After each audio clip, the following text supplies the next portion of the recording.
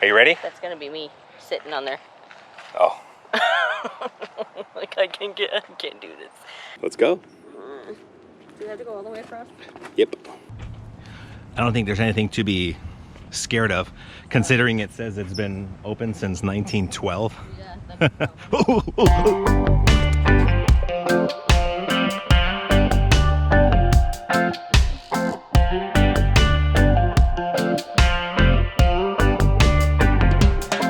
Hey guys, today's adventure takes us to sunny San Diego, California. We're in search of a few literally hidden locations. Just east of the San Diego airport, we drive up to the corner of Spruce and Front. You cross the street to a dead end and you're at the Spruce Street Suspension Bridge. The bridge works by having heavy gauge cables tied from one end of the tower to the other. The cables are so strong they can withstand thousands of pounds of tension.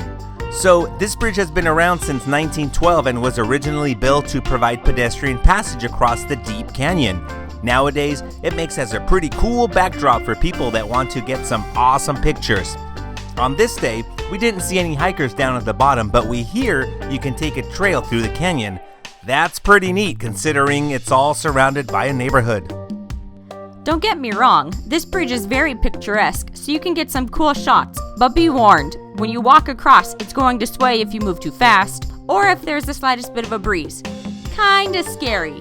So, I only got a quarter of the way across. All of this San Diego elevation has us craving some good tacos.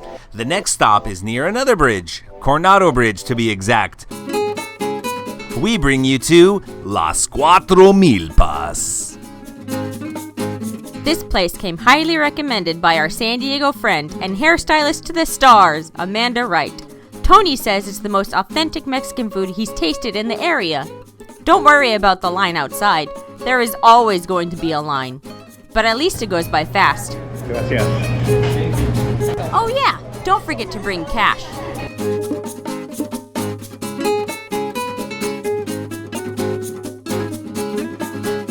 So the restaurant only has chicken and pork tacos and burritos, but don't let that small menu fool you. They pack so much flavor in their food it makes Mexican grandmothers jealous.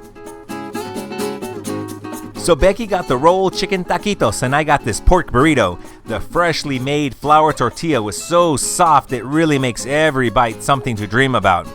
Okay, now let's talk about this salsa. It's definitely not your typical red sauce. This thing is served warm and full of little pieces of meat, mainly pork.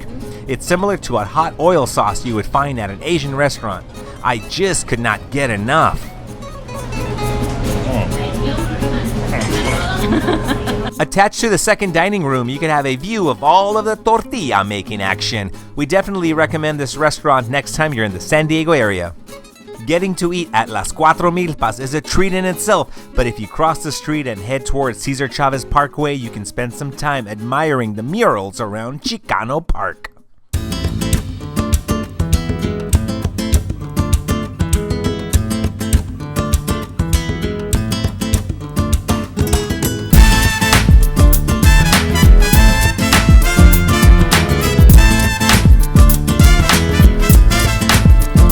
Chicano Park is located in Barrio Logan underneath the Coronado Bridge. The park was designated as an official historic site by the San Diego Historical Site Board in 1980, but its murals were officially recognized as public art by the city in 1987. This is pretty significant considering that the city had promised the neighborhood a park after it tore down homes and businesses to make way for the 5 freeway. In 1970, this area was covered in bulldozers that were preparing to construct a parking lot and a new CHP building. With the help of a local Chicano college student and a protest lasting for 12 days, the park was eventually saved.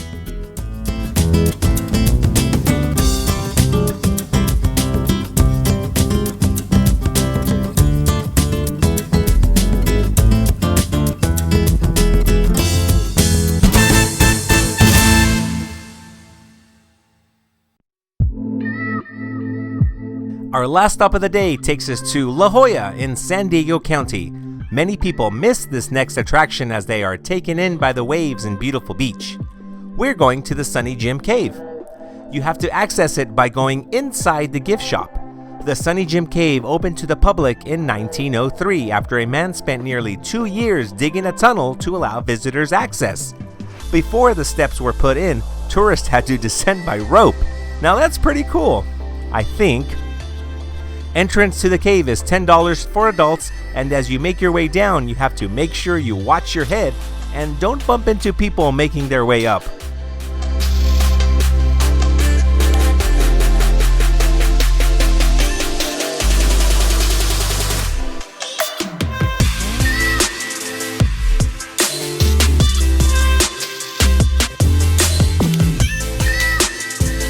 The cave was named by Frank Baum, the author of The Wizard of Oz. He named the cave Sunny Jim because the shape of its opening resembled a cartoon mascot for British forced wheat cereal in the 1920s. Since then, this cave has been used in movies and brings in people wanting a different view of the ocean.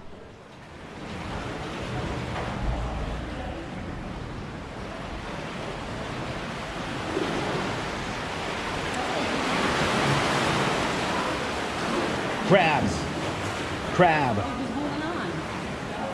Whoa. They look like they're eating something. Yeah. This guy right here. Whoa. Maybe Batman's in this cave. Batman! Batman!